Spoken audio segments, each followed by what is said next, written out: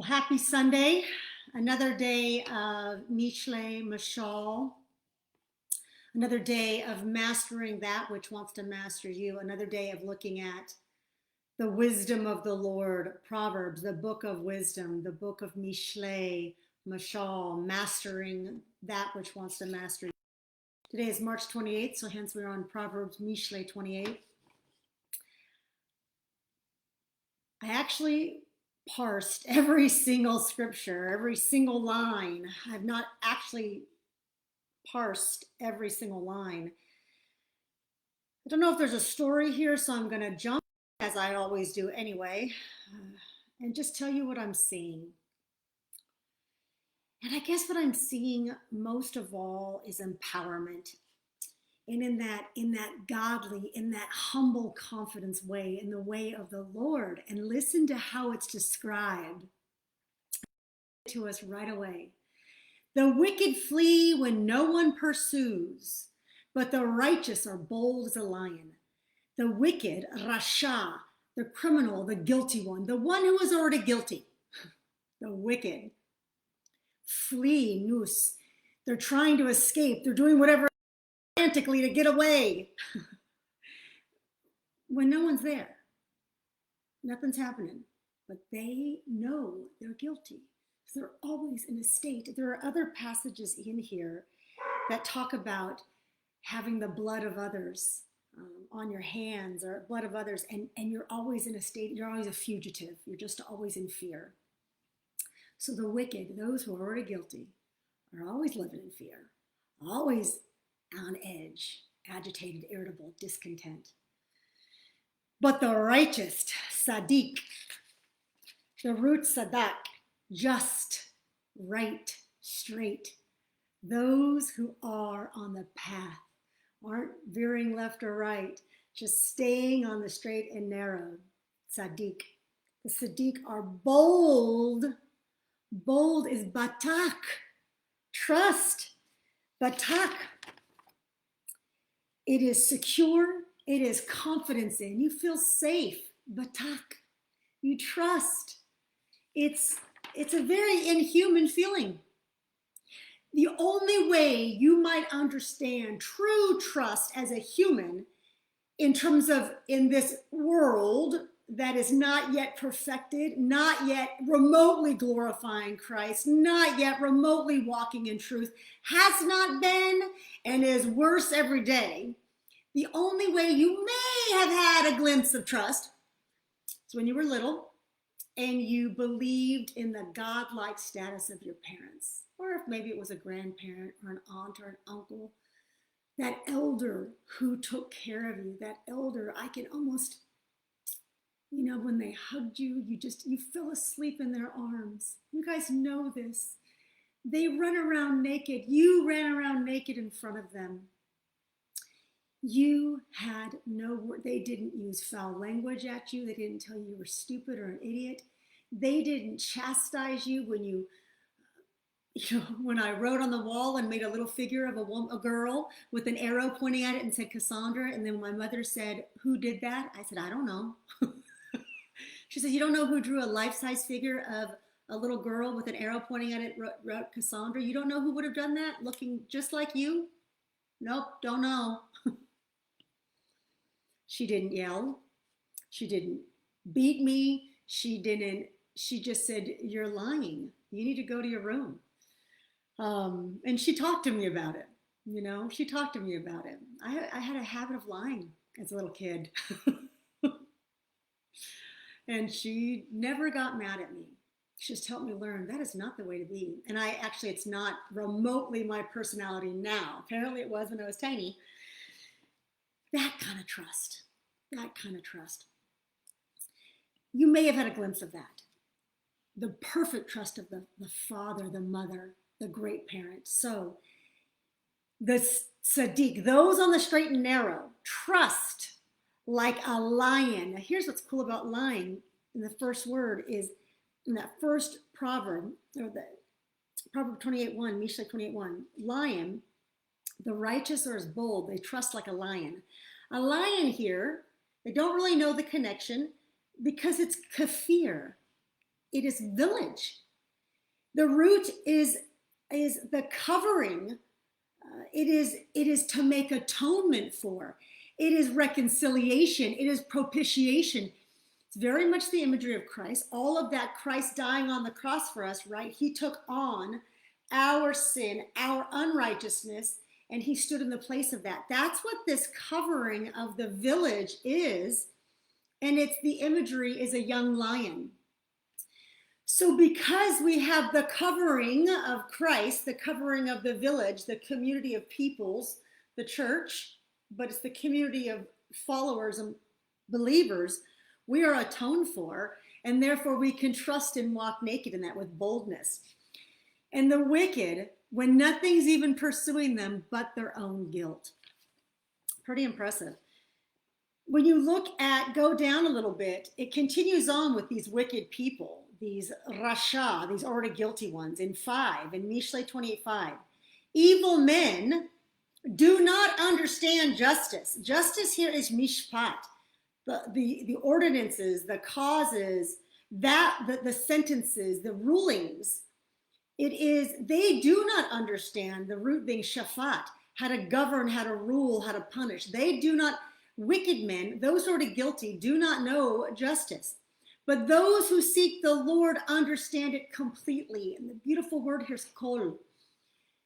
Shema, listen and obey. To listen, if you actually listened, you would do it. So Shema is the word listen, but it implies because you didn't listen if you don't obey and do. Every Hebrew word has an underlining root of a verb. There is no intellectual assent without physical manifestation. So you don't think, therefore you are. That's Greek, Western, of the world, temporal, finite thought processes. The Lord's words are action words. You will love because you will give. Love, ahava, is give. When you give of yourself to others, then you are loving them. It's not just a feeling because you think it in your head. It's an action. So evil men do not understand justice, but those who seek the Lord understand it completely. The reason I mentioned that Shema and kol, complete, because kol is from the word, it actually has implies everything. In Shema, the words of the Shema Israel, Adonai Eloheinu, Adonai Echad. Listen, obey Israel, my people. The Lord Almighty, the Master Creator, personal perfect provisionary, is one, is the only one, is us in him, is the God, the only one. And it goes on to say, you will love your Lord God Almighty with all of your heart, mind, lev, your heart, mind, your will and emotions, your nefesh, all of your resources of kind of what your body can do, and all of your me'odeka, mevkol odeka, the kol, everything else that's possible in the world of creation within this body, this temple, the spiritual temple of the Lord. So I love that evil men do not understand justice, but those who seek the Lord understand it completely, 100%, everything about it, all the intent of it as well. All the things that are even hard to understand about when you have to have an ordinance. It's kind of black or white, right? And then all of a sudden you got to have then there's other precedents, and there's, law book upon law book about all the other ways that they applied the rule. But those who are in the Lord understand what you're really trying to achieve with it. It is everything given up to the Lord. It has an underlying, also some words that underlie the burning of the ashes, the sacrifice, burning it all up. So there's nothing left of me and my understanding. It's all of the Lord's understanding. So that's pretty deep there. There's a lot of other words there. But I love the idea that you cannot understand the level of what the Lord is trying to help you understand so that you can be of service to others and therefore a light to the world. without the Lord. You can't do that. You can't understand it completely. There'll be barriers to your understanding. So along those lines, Mishlei 28:11, a rich man, asher, rich, wealth, is wise, chokam, he has chokmah, wisdom from above, in his own eyes. He sees, what he sees is what he claims is his wisdom. But a poor man, one who's weaker, it's not necessarily about being hungry poor, wealth poor, so just being weaker in terms of how this rich man is described, right? Someone who is lesser, less status, lower. A poor man who has understanding, who can discern, binah, bene, this person will find him out, will be able to figure out that you're not of the truth, you're not of the light, you're not walking in any righteousness. And I don't have the same status as you. I don't have the same even wealth in terms of monetary. I'm not as strong and as big as you. You are stronger, bigger, wealthier in terms of your dollars, more famous in terms of your status than me. You're on a higher temporal, worldly rung than I am, but I can discern you. You think you're wise, but I can discern you. Again, going back to so many of the Mishlei that we've looked at before keep talking about the fool, the wise and the fool. What does that mean? And the fool, Kisil, is someone who is correct and right in their own eyes, according to their own dictates, because they've made themselves a little g God. They are God. And so their universe, the world that they see it, is the world that there is, and there's no other possibilities because they can figure it out. We go on to look at, again, these types of people. Mishlei 28, 25, and 26. A greedy man stirs up strife, but the one who trusts in the Lord will be enriched. Greedy means wide and broad. So it's the word rachab, which is broad and wide. So we've heard before, the road to truth is narrow. The gate is narrow. Very few walk through it. But of the world, the systems of the world are wide and broad. This is why even in the LGBTQAI plus, I think I got all the letters. It used to be just the LG community. Back in the 90s, it's just lesbian and gay. They used to argue about bisexuals. They thought you didn't pick a team. What's wrong with you? What's wrong with you that you can't pick? Then they let them in. Then it became LGB. Then it became LGBT. Then it became LGBTQ. Then it became A and I and plus, and I think we have a few more. I think I may have missed some. You get wider and broader. And now we have the point where we are trying to normalize and call a sexual preference, like lesbian, gay, bisexual, transgender, queer, asexual, indecided, whatever I want. We want to put child molesters in there. We want to say those that are minor attracted people's maps. Now we are trying to normalize that. So they are trying to get under the provision of LGBTQIA and everything else, which is why they have a plus, because it just keeps getting broader and broader and broader and broader, and we let in more people. But the road of truth, the gate is narrow. Very few will walk down that narrow road. Very few will walk through that narrow gate. It's so much easier on the wide path. There's very little in this world. There's almost no opposition to people on the wide path. Those of us who want to walk more on that narrow path, because we recognize this is the path of truth, we are not a friend of the world. Praise be to God, Yeshua HaMashiach, and he told us, my kingdom is not of this world. So we can recognize, okay, I'm fighting the spiritual battle, which is why it's not of this world. So let's go back to these words. A greedy man, a man on the wide road, open, is stirs up strife. He is To stir up strife means to meddle in the judgments, to stir up, to meddle in, to wage war, gara, to stir up, gara, madon, strife. The root is in din, the judgment.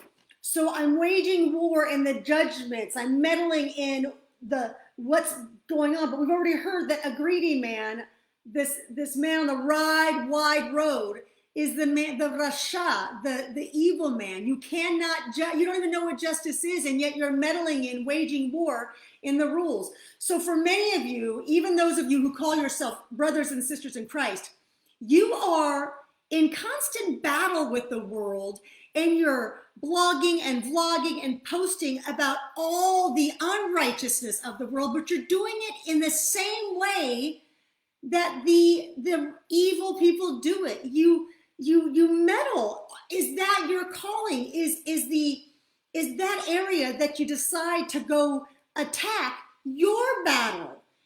If the Lord is calling you to battle in that area, then pick that area and focus and become an educator for why it is not leading us well. Help us see what, because you're just picking battles. You're just waging wars constantly. You're just inflammatory. And this is what it is. You're meddling. You're lashon hara. You're constantly speaking about the evil of the world, but literally pointing it out. I mean, I'm speaking generically. I'm trying to speak generically. I don't always do it well. But you are literally picking on certain peoples with names. You are picking on certain institutions with names. And I wonder whether that's always the way to do it. Does that motivate people to follow you, or does it discourage them? I don't have all the answers on that. I'm just saying to you, a greedy man, a man on the wide road, it doesn't mean you're not a believer, but you would be walking that wide road too, meddles in the judgments of the world and is waging war against those, but not in a righteous, holy way. But the one who trusts Vitacca in the Lord will be enriched. Wildly enough, the word enriched, I kind of crack up, dashen. It means be anointed, be prosperous, be satisfied. It also has the word get fat. So I'm going to do Kassandra's proof texting and say, see, that's why I've gained weight, because I'm so much into the Lord. I so trust the Lord that I am being enriched by the Lord with my chunky Buddha belly. It's kind of a joke, very much a joke. It'd be called cookies and chocolate and bread and sugar. That's the Buddha belly. So let's go back. Mishlei 28:26. Whoever trusts Vitacca in his own mind, his own heart mind, lev, is a fool. Kasil. We've already heard this language before. But he who walks in the wisdom of the Lord will be delivered. Malat, he will escape, he will be saved. So once again, I came to you with, I hope, what is some encouragement. And for those of you who are walking that straight and narrow path, doesn't mean you don't veer out and hang around the wide path. That doesn't mean that isn't possible. Those of us in the Lord and walking that straight and narrow path, sometimes we get a little wonky and we suddenly are back on that wide road, and we're just like the people of the world, just like all those evil people stirring up, waging wars, causing strife, meddling where we shouldn't. We do that. Come back on the narrow road, trust in the Lord, walk that narrow path, and consider what you're saying. There's other language in here about what you're saying. And is what you're saying edifying and encouraging in the truth of the Lord? Or is it too much you? Have you yet to sacrifice yourself on the altar? Let all of you, kol, meodeka, burn up for the Lord, so that what is left is for the Lord's glory to shine through. Have you actually done that?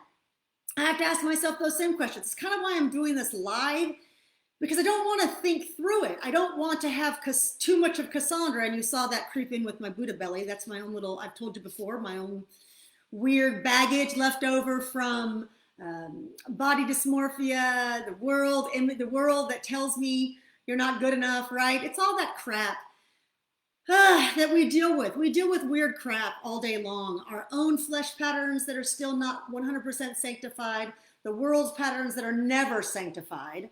The enemy, him or herself, that still has a twist on your heart and mind. I pray this was edifying and encouraging. You know that I am here to be a resource to you. Yes, indeed, if you want to do more one-on-one, we can engage in a formal coaching relationship. But otherwise, I provide boatloads of resources for you to get educated. And I always tell you all the stuff I'm reading and the places I go to research. Nothing I have, I hold in secret because it's not mine anyway. I've been a blessed recipient of information from other wonderful teachers who I'm still studying with, and just the Lord him herself, who blesses me with the ability to gather information and with the time to share it.